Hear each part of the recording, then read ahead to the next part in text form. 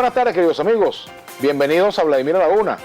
Nos estamos ubicando hoy en este estudio porque se están haciendo unas remodelaciones en el canal, muy importantes, que luego ustedes podrán ver. Pero en todo caso, vamos a presentar de una vez a nuestro invitado de hoy, el señor Francisco Kiko Bautista, compañero de clase de la Universidad Central de Venezuela en el siglo pasado. ¿Cómo estás, Kiko? ¿Cómo te va? Nosotros nos graduamos juntos, Vladimir. Sí, señor, estuvimos juntos en la UCB, nos graduamos juntos. Sí. Bienvenido, Kiko. Bueno, aquí estamos. Bienvenido a Globovisión. ¿Cómo te sientes aquí en Globovisión hoy? ¿Cómo ves el canal? Me recuerda el retorno del Jedi. Bueno, nuestra etiqueta del día de hoy, Kiko a la Una, para que ustedes escriban sus comentarios y preguntas a Kiko Bautista. Bueno, Kiko, bienvenido a Globovisión nuevamente. Como bueno, el mundo cambia, la vida da vuelta, Enos aquí otra vez. Así es. Bueno, ¿cómo has visto el canal? ¿Qué opinas de la Globovisión de hoy? Para bueno, no hablar del pasado. Hay unas mujeres muy bonitas. Maribel Pombo me dio la bienvenida, Edith, y caramba, mucho afecto, a pesar de que han pasado 3 años desde la última vez que yo entré aquí. Pero se ve bien. Ha cambiado, no es la misma Globovisión que yo estaba, ni siquiera la misma que cuando salí. Esta es otra. Porque el país ha cambiado, los tiempos se mueven. El tiempo cambia. Y nos vamos poniendo viejos y el amor no lo reflejo como ayer. Así es. ¿Te sientes más viejo, Kiko? Sí, chico, estoy más usado. Así es. Kiko, la política, tú estás en la política, Kiko. Bueno, a veces sí, a veces no. ¿Tú eres parlamentario suplente? Sí, pero creo que nunca ejerceré. ¿Por qué? No sé. Pregúntale a los que les toca eso. Pero te eligieron, tú fuiste candidato. Sí, además se votaron por mí. Además, Vladimir, uno de los momentos más emocionantes de mi vida fue cuando fue a votar en Mérida. Porque yo no soy de Mérida, pero soy gocho. Y entonces me cantaron el himno nacional y aquello fue muy bonito y yo casi que lloro. Bien bonito, una experiencia única. Pero esa gente que votó por ti, me imagino que quiere verte votando en la Cámara, opinando. Sí, pero nosotros somos tercer suplente, creo que es, en lista. Para que se incorpore tienen que alguien ahí decidir eso, entonces, pero yo no ando pendiente de eso. ¿No te quita el sueño eso? No, tú sabes que cuando yo fui los primeros días de la Asamblea Nacional, y lo primero era cada vez que me tocaba salir me caían a trompadas, me gritaban, me pegaban, me escupían, me tiraron un naranja. Tanto que cuando yo le decía a alguien, mira, vamos a salir, la gente no, porque muchos de los diputados son desconocidos, pero yo no. Pero cuando me veían ahí las barras exaltadas, se emocionaban y nos daban con todo. Pero después de varios debates dice, no, porque era una confrontación muy dura la que estaba planteada ahí. Yo dije, yo esto como que no sirvo. Para seguir lo mismo, para seguir peleando, yo como que no. En todo caso, la política te apasiona, Kiko. Tú eres político. Sí, igual que yo. como tú. Nosotros somos periodistas. Jaime es como tú y yo soy como tú. Fíjate, porque además en una situación como la que vive el país, no existe un periodismo que no tenga pasión, corazón, como para inhibirse de lo que ocurre. Por el contrario, tú ves como Tania Díaz, que era periodista igual que nosotros, es diputada, jefe del PSUV, y como nosotros, tú fuiste embajador, diputado, y a mí me ha tocado, bueno, en esta época, dedicarme un poco a la política, aunque te confieso que mi pasión es el periodismo. Yo daría todo por poder ejercer el periodismo con normalidad. Solo que, bueno, en las condiciones que estamos es muy difícil. Porque lo que pasa es que el periodismo tampoco es una profesión para la normalidad, fíjate. No, eso es para loco, por eso que yo me siento feliz ahí. Es verdad. Sí. Eso es correcto. Y no es una profesión para la normalidad porque precisamente lo que es noticia es lo que rompe la normalidad. Así es. La normalidad, la rutina va más quizás con otras profesiones que con la nuestra. La nuestra es lo que altera la rutina. Así es. Aquí lo diferente es noticias. No, más bien, tú sabes que todos esos que inventan noticias positivas fracasan porque generalmente las noticias no tienen ese rango. Son, como te acuerdas aquello que decían en la escuela de periodismo, si un perro muerde a un hombre, eso no es noticia. Ahora, si el hombre muerde al perro, sí. Así es, exactamente. Por cierto, de todo este tiempo, ¿cuál es para ti la noticia positiva? Hablando de noticia positiva, Kiko. ¿De dónde? Bueno, en Venezuela. ¿Qué noticia positiva crees tú que hay en este tiempo? Noticia positiva.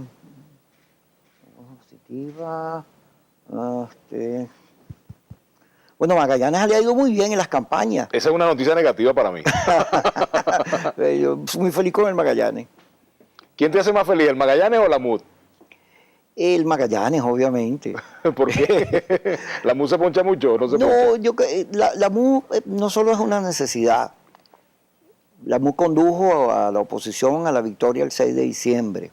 Y Chugo es una figura fundamental. Yo leía hoy, antes de venir para acá, una declaración del coordinador de 20 Venezuela en Carabobo pidiendo que saquen a Chugo. Yo digo, no, ¿qué es esto, chicos? ¿Qué locura es esta? Y Freddy Guevara está pidiendo que la MUD se haga, Sí, haga un proceso de reflexión. Sí, hay una discusión en la MUD. Hay un problema, hay una mala comprensión de los tiempos y de lo que significa la MUD.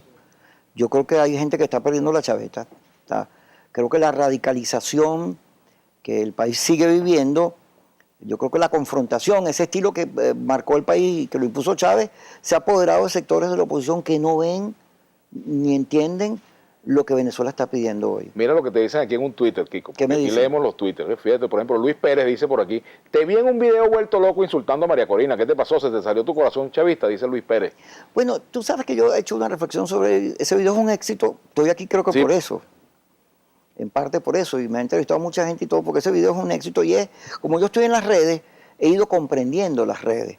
Y yo dice, eso es un programa largo, donde yo, la parte que ha visto la gente es donde yo pego unos gritos, le digo a María Corina, ¿a ti te gustaría que te digan lo que tú le dices a los demás? Y entonces le digo unas cosas duras, porque ella dice cosas duras. Vamos a hablar de ese tema, de las cosas duras que dice María Corina y de las que tú le dices a María Corina al regreso. Bueno, y continuamos aquí con el señor Kiko Bautista, Francisco Bautista.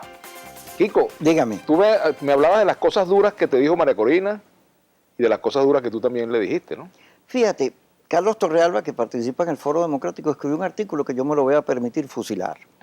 Él dice que a propósito del viernes, el Día de la Mujer, de la no agresión a la mujer, Blanca Cao salió diciendo que las rectoras, que a todas ellas, la oposición vive agrediéndolas y las maltrata, y era expresión de todo del desprecio que hay hacia la mujer bolivariana revolucionaria. Pero Delsa Solórzano también salió en este programa a decir lo mismo, como las parlamentarias cuando entran a la asamblea las escupen, las vejan, lo que le hicieron a Evelyn de Trejo, que la tiraron al piso. Pero cuando a ambas se les preguntó, a Blanca Cao y a Delsa, sobre lo que una decía de la otra, ambas dijeron, eso es mentira. Cuando los dos casos son agresión, el oficialismo agrede a la oposición agrede a lo que son contrarios a él. Entonces, estamos en un país donde ese estilo se apoderó de todo. Yo cuando fui a la asamblea, por eso dije, no tiene mucho sentido estar aquí, porque esa insultadera, eso nos quedó y yo creo que de eso hay que salir. En el programa que yo hice de María Corina, es un programa completo. Yo quería exponer cómo ese estilo lo que hacía era ayudar al gobierno porque dividía a la oposición. Que cuando María Corina le decía a la dirección de la oposición, a la MUD, que habían entregado el revocatorio, que Maduro estaba ayer por culpa de ellos, hablaba de traición, de todo eso, no nos estaba haciendo un favor, porque primero los aliados no se tratan así, los aliados se tratan con respeto. Y luego, en medio del diálogo, de esta batalla tan cruenta y difícil como la que vive el país, ponerse a dividir o a dudar de la dirección es un error. Porque tú en medio de la batalla desconoces a tu dirección, a tus generales y ya la perdiste. Eso no se hace. Tú tienes que entender que tienes que respaldar las posiciones que hay ahí. Y además, la MU no es Chugo, la MU son los partidos que están allí. Y cuando asisten al diálogo y asumen las posiciones y los acuerdos, se supone que eso está consultado entre los partidos. Y en los partidos no hay, como dice Patricia Poleo, un poco de traidores, Henry Ramos es un vendido, Capriles es un despreciable. No, ahí está lo mejor del liderazgo de oposición, lo más probo, gente que ha dado su vida y que lucha y que tiene principios, de manera que poner en discusión la MU en este instante forma parte de esa locura generalizada en la que vivimos, de cómo la propia oposición se ha llenado del estilo de Chávez, de mantener la confrontación. Y se relaciona a sí misma. Sí, y es incoherente. Esa posición, aparte de injusta, es incoherente. Fíjate, yo le dije a María Corina una cosa, y los defensores de María Corina, a través del Twitter, me amenazaron de muerte, me dijeron cobarde, comunista, me dijeron que yo era amigo tuyo y que era tan traidor como tú, o hasta de Ramón José Medina me dijeron, tú eres igualito que él, de la gente que son amigos míos. Y bueno, hasta Ibey se me dijo cobarde. Una cosa horrible ahí. Y yo, entonces yo agredí a María Corina, ¿y todo esto qué es? Ahora, yo estoy acostumbrado a que me agredan, porque en este canal, todo el tiempo que estuve, y en los medios donde he estado, Mario Silva y el Canal 8 siempre me caían, me llevaron a tribunales, me insultaban, me decían de todo. Pero que eso lo haga la oposición, me parece que hay que discutirlo. porque eso no es lo que está necesitando el país.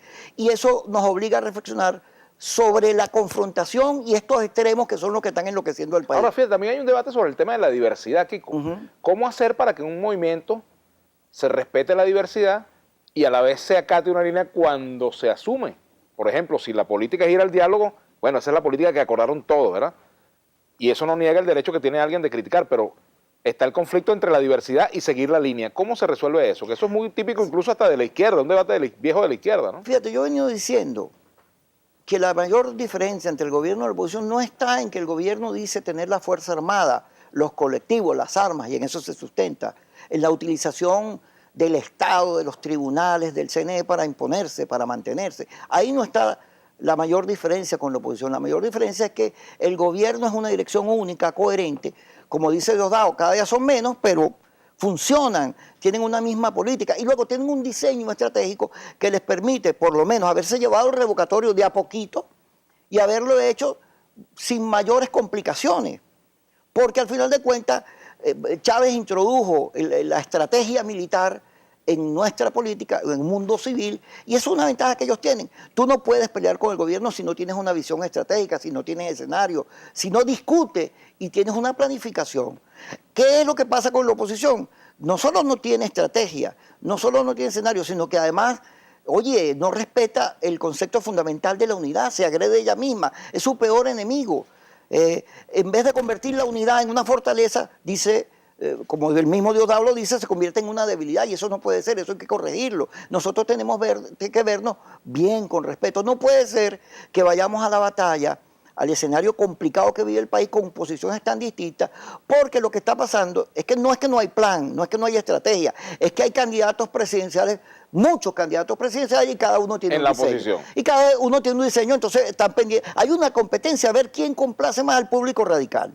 El radicalismo no es la mayoría. Yo te pregunto, ¿qué pasaría en Venezuela con la MUD? Si la MUD no sigue... existiera Pepe Ganga. No, ya Pepe Ganga no existe, pero, por ejemplo, ¿qué pasaría, Kiko, si la MUD siguiera la línea que quieren los sectores más radicales? Si la MUD sigue, por ejemplo, la línea de María Corina Machado, por ejemplo. Bueno, pero es que esa línea durante... Que, por cierto, viene mañana a Vladimir a la 1. Mira, la oposición tiene doble personalidad, pero es una sola al final. Hay una parte moderada y hay una parte radical. Ambos son la oposición y tienen que aprender a tratarse y a entenderse y a llegar a acuerdos para poder decirle al país lo mismo, ¿no? Ahora, la parte radical durante mucho tiempo dirigió la oposición, más que la parte moderada, porque aquí fuimos al paro, el 11 de abril, la abstención, la Plaza Altamira, la salida, qué sé yo, aquí las guarimbas.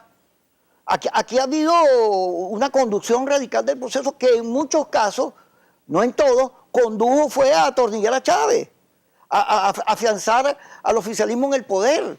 Cometimos errores graves que hoy no pueden cometerse porque por algo pasaron y tenemos que estudiarlo para no repetirlo, porque hoy el país está demandando otra cosa. Si tú revisas las encuestas y lo que pasa, te darás cuenta que tenemos que salirnos de los polos radicales para conseguir una nueva mayoría moderada, que se reencuentre, que cree en la paz, que crea en la salida democrática, que se respete y se reconozca.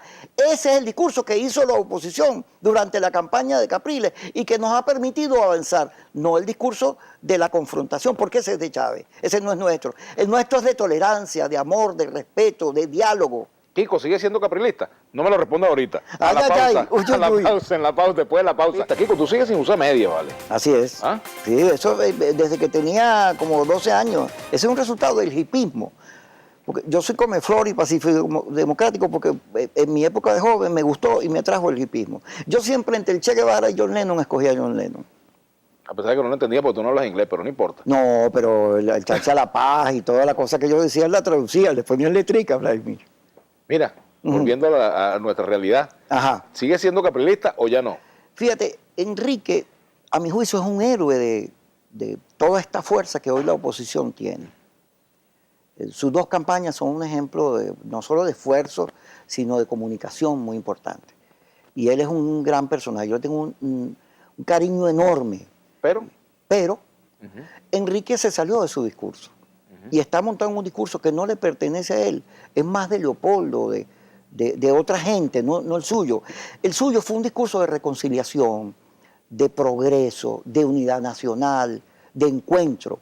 Entonces tú lo ves ahorita y tú lo ves en un área que no es la suya. Y por eso tú revisas las encuestas y ves que él baja, sube. Hay incoherencia en su planteamiento y yo creo que el país lo percibe.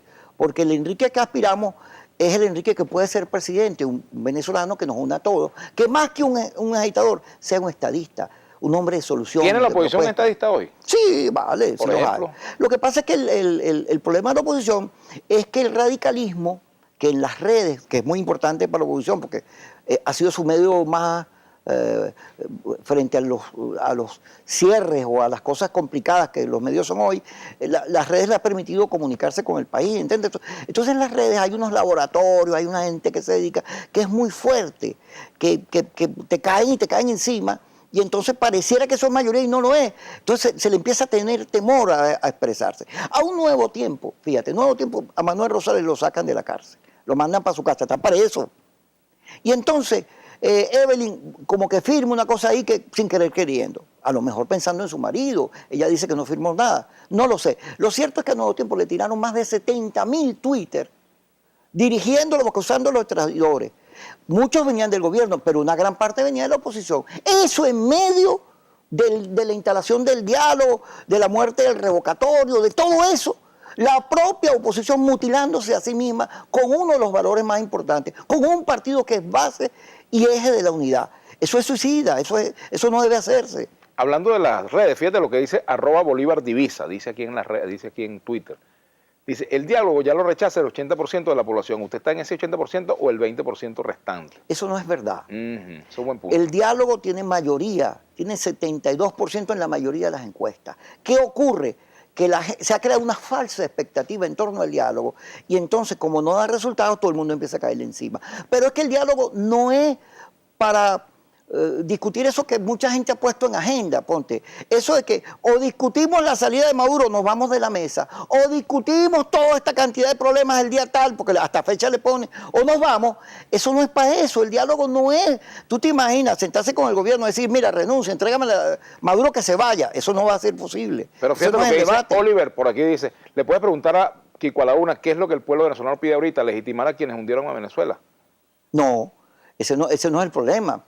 Fíjate, uno de los problemas que tiene la oposición, que tiene una evaluación errada de la realidad, mucho por los intereses, por la disputa presidencial, gente que le interesa aparecer candidato, se monta sobre la decepción, la molestia que hay por el gobierno y entonces dice unas cosas que no son verdad. Eso de que Maduro se está cayendo, que está listo, que la oposición lo tenía en el paredón y entonces con el diálogo se salvó, eso no es verdad. Maduro no se está cayendo. Maduro está peleando por sobrevivir, está peleando por el poder.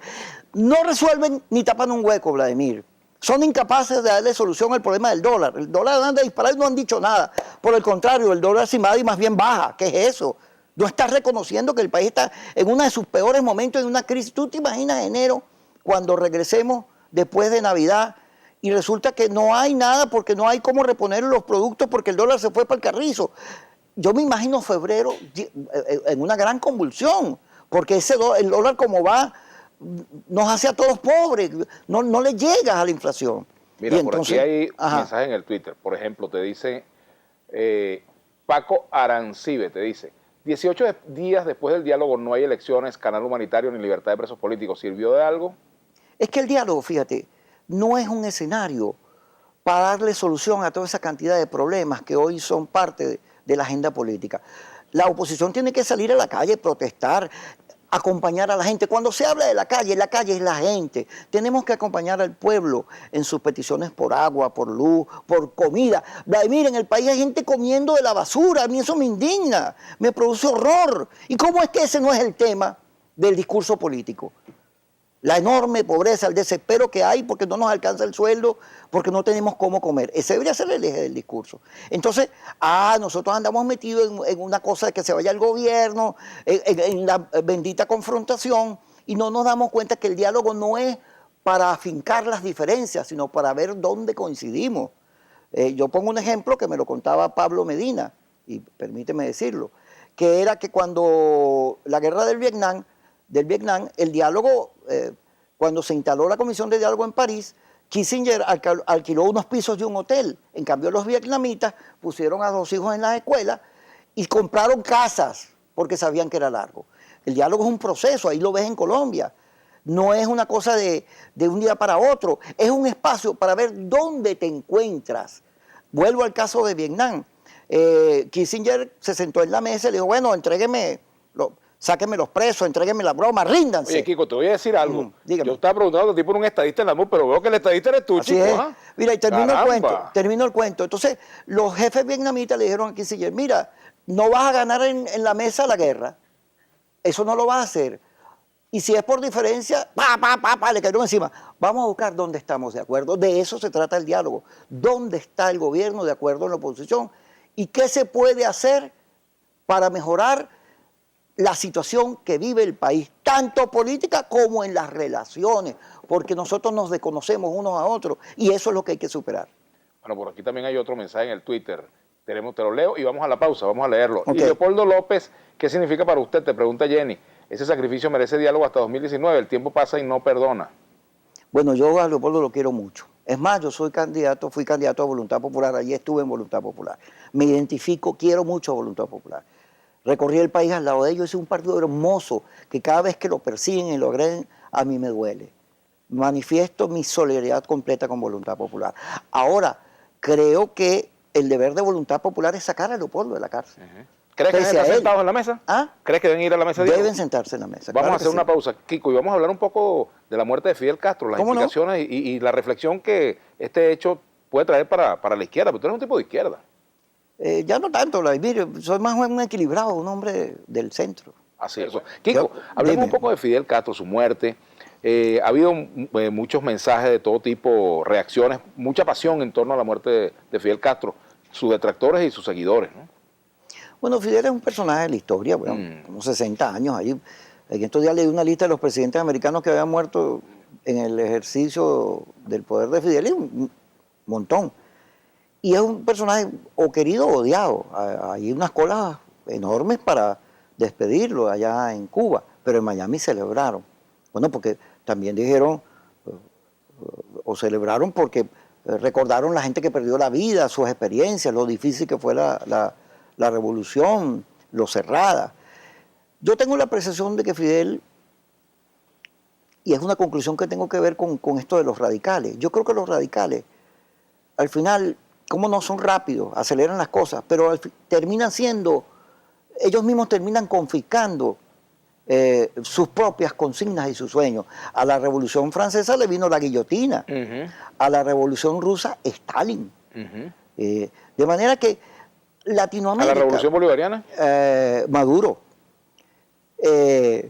Porque al final de cuentas, Chávez tiene 50% en las encuestas, Maduro no. Maduro debería ser una preocupación para el chavismo, porque va a acabar no solo con el legado de Chávez, sino con todo, va a acabar con el país, a menos que logremos centrar a Maduro y sacarlo del esquema que él tiene y meterlo en el país que es real. ¿Crees que eso es posible? Sí, el hombre cambia. ¿Tú prefieres a Maduro que algún eventual sucesor dentro del chavismo? Fíjate que yo creo que Diosdado es más parecido a Chávez que Maduro. Y tú lo ves hablando, el discurso y la cosa y los chistes. Claro, es más malo que yo. Cada vez que mi hijo no come la sopa, le digo, te voy a sacar a Diosdado, porque Diosdado es malo. Y tiene una competencia con Jorge Rodríguez a ver quién es peor. Pero en todo caso, Diosdado creo que tiene el discurso más claro de lo que él debería hacer. En cambio, Maduro tiene un problema de comunicación grave, porque alguien le dijo que como él era chofer de autobús, él es el pueblo. Y entonces su comunicación es muy básica, no tira línea, nunca propone nada, no le da soluciones al problema del país, siempre se va por las ramas. En eso Diosdado es más directo.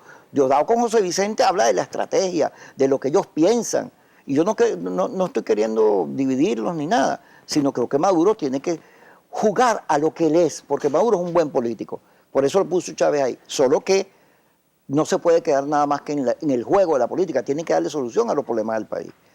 Kiko, lo dicen por aquí Permíteme decirte algo de Fidel. Ajá. El problema de Fidel es que la revolución que significó, bueno, la caída de la dictadura y una esperanza para mucha gente, terminó a la larga convirtiéndose en una negación de todos los sueños de liberación, de igualdad de Latinoamérica. Porque Fidel no le gustaban las elecciones, no le gustaba Yo creo que la el izquierda tiene que debate. resolver ese conflicto que tiene con las elecciones, con la disidencia, con el debate libre, con la posibilidad de perder el poder y que no pase nada, por ejemplo. Sí, así Es es. un conflicto con el pensamiento único. Tiene que resolver ese conflicto que tiene, mejor dicho, despegarse de esa idea del pensamiento único. Eso Porque es terrible. todo eso que tú dices lo representaba Fidel. Todo de alguna manera, a Fidel no le gustaban los procesos electorales. Y yo recuerdo a Chávez, como en esos encuentros que hubo internacionales se lo dijo. Mire, el problema no son las elecciones, no la revolución. Hablaste un poco de las sombras de Fidel, pero como todo ser humano tiene sus luces también, luces y sombras, todos somos luces y sombras. ¿Cuáles son las luces de Fidel? A ver, las luces. Yo no soy muy partidario de Fidel, tampoco, a mí no me alegra la muerte de nadie, ni de nadie, pero yo no soy muy partidario de Fidel. Por lo tanto, no. Ahora aquí dice, se les olvida que la MUD sin votos son solo 10 personas, están equivocados y bien feo, dice Leonardo Sandoval. A propósito de... Bueno, de todo este debate que tenemos. Ángel Morgado, la justicia le sirve al oficialismo nada más, pero a la oposición no. ¿La qué? La justicia. Ajá. Ajá, y aquí te dicen, por aquí también en el Twitter, dice, excelente planteamiento de la MUD, lo que tenemos es que sumar, no dividir. Pedro Bautista me dice, si en Globovisión se ven todos, ¿por qué no invita a Julio Coco? Bueno, podemos invitarlo algún día de esto. Mileni.dg, yo quiero formarme en mis principios, no para política, sino para el servicio público. La izquierda le decimos, no sé, no lo da completo por aquí. Buenas tardes, pregúntale a Kiko que si él ya lleva las 2 primeras comidas del día. Michael Romero. Fíjate, yo tengo diabetes, Vladimir. En estos días la tuve en 378. No consigo las pastillas, no como bien porque en el país no se come bien. Yo no soy responsable de la situación que vive el país. Hay un sector de la oposición que te dice, es que tú no entiendes que el pueblo no aguanta, que tú lo que quieres es que se quede Maduro, porque hay gente que divide a la oposición entre los que se quieren que Maduro se vaya ya y los que quieren que dure hasta el 2018. Eso es mentira. Maduro se va cuando le ganemos, no porque yo quiera. Maduro está defendiéndose del poder y juega, el otro también juega. Entonces yo tengo que desplazarlo, ganarle, ser inteligente, ganarme el país, no aislarme del país. ¿Tú crees que la oposición va a lograr el objetivo de que Maduro salga antes del 2018? Depende de cómo trabaje la política. Porque, sí, fíjate, aquí vino un golpe de Estado, que hay gente que acaricia esas cosas como salida. Y yo tengo entendido que el oficialismo tiene PDVSA controlada, es decir, que no solo tecnológicamente la puede parar, sino que la puede volar. Entonces tú perderías el recurso petrolero más importante si te das un golpe de Estado, porque ellos están preparados también para esas opciones. De manera que eso no es salida, eso es peor remedio que la enfermedad, insisto. Tiene que haber una salida democrática y luego esa salida democrática tiene que ser en paz, en reconciliación, con una visión del país que le permita superar la crisis porque la convocamos nuestros mejores esfuerzos, pero también garantizándole al chavismo que va a sobrevivir, que no lo van a perseguir, que por supuesto el que haya robado y cometido delitos será llevado a tribunales, pero unos tribunales donde priva la justicia la justicia y la Constitución y no la política, como estos tribunales que en un solo día se llevaron por medio del revocatorio. Qué casualidad, todos, en un solo día todos hicieron lo mismo, 7 tribunales. Kiko, por aquí también te dice en el Instagram, el diálogo no es la solución para los problemas. Kiko, el país no necesita de división dentro de la MUD. Así es. Otro tema por aquí, te dicen, por fin alguien en la oposición habla del odio que tiene la oposición. Es que el odio es el resultado de los maltratos que el oficialismo le ha impregnado a la oposición durante todos estos años. Nosotros tenemos gente en el exilio, perseguidos, presos políticos, torturados.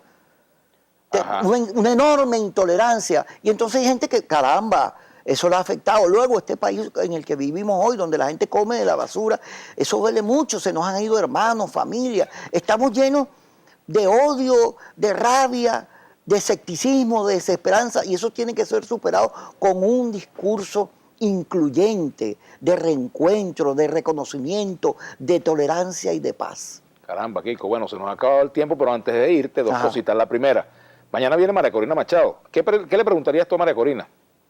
Le preguntaría a María Corina, ¿cómo hacemos para garantizar la unidad? ¿Cómo hacemos para tolerarnos? Y la otra cosa, ¿cómo te sentiste en Globovisión? Bien, Vladimir, bien, porque además, bueno, mucha gente aquí, me he encontrado con compañeros de trabajo que me han tratado mucho cariño. La POMO me recibió con unas muchachas bien lindas y me pareció bonito. Además te agradezco que me tengas aquí. Sé que por ti es que hemos conseguido este espacio y te lo agradezco porque al final nosotros somos amigos. Y a diferencia de Chávez, que decía, entre un amigo y un principio, yo escojo el principio, yo escojo siempre la amistad, porque la amistad está llena de principios.